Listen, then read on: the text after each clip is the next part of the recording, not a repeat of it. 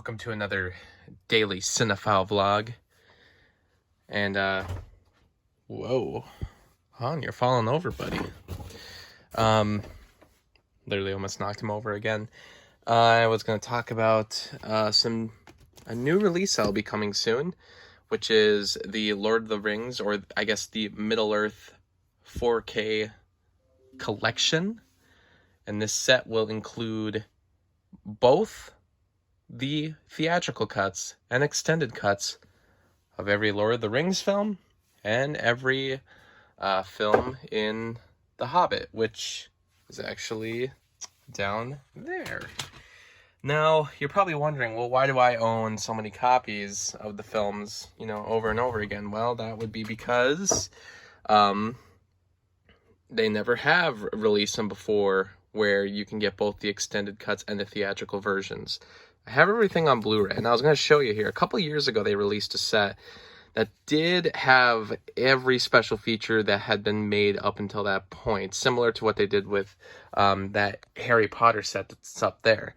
But they were still missing the theatrical cuts in that edition, so I almost didn't see the point in getting it because it wasn't nearly as comprehensive as it should have been because it didn't include the theatrical cuts. This is the first time now with this new 4K set that's coming that has the theatrical cuts plus some new special features. So now I'm thinking I might actually go ahead and purchase it just to upgrade all of my sets. But in the meantime, I'll show you kind of what I did.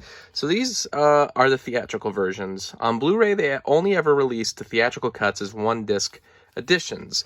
And if you actually open it up, you'll see, okay, so everything is here, everything, the first three films, but I also have inside some slip discs of the special feature discs for the DVDs.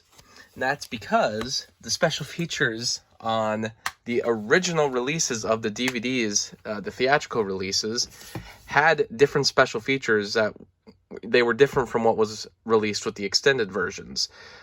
These Blu-ray versions of the extended cuts are the same special features that were released when they were originally released on DVD. In fact, if you look at this, I'll even show you. They're so similar, they are literally just the DVDs. You can see right there, DVD. So they added these special, these extra discs onto here, but it literally, it doesn't matter even because they're just the DVDs again. You do get the extended edition in Blu-ray, so I guess there's that, but if you already own the extended editions on DVD, then basically these special features are all the same. But basically, this is, it's still neat to own. I mean, I'm not knocking it, but I kind of wish that everything would have been upgraded to Blu-ray, and I'm still not sure about this new set, if it is, if the special features are on Blu-ray or not. But basically, I'll show you the old DVDs, because I still have the cases for them. Sorry, everything's such a mess in here, but basically, these are the DVD editions that, theatrical cuts are all in there, so those DVDs are still in there. This is actually a full screen version, which is bananas. The fact that in 2003, in fact, this probably would have been a 2004 DVD, they were still releasing full screen. I mean, this is also full screen. Like, you gotta be kidding me. But yeah, like, I just took out the special features discs out of those 2-disc editions of the theatrical releases. I put them in with this because that's the only way to get those specific special features. And then the rest of these have different special features, which are the same from the extended DVD editions that were released before. And the same thing actually happened with The Hobbit. Now, in the case of The Hobbit, when the theatrical cuts were released individually, they actually had a bonus disc that was included. And in the bonus disc, if I can get it opened, I want to show you that the bonus disc for these releases was actually Blu-ray. Yeah, see, special features, Blu-ray. This is just the DVD copy of the theatrical release. But yeah, like, so that's pretty neat. That's better than what some of the you know, like the extended cuts of the original trilogy was doing, because they literally just ported over the DVDs that were available on the original extended cuts of the film.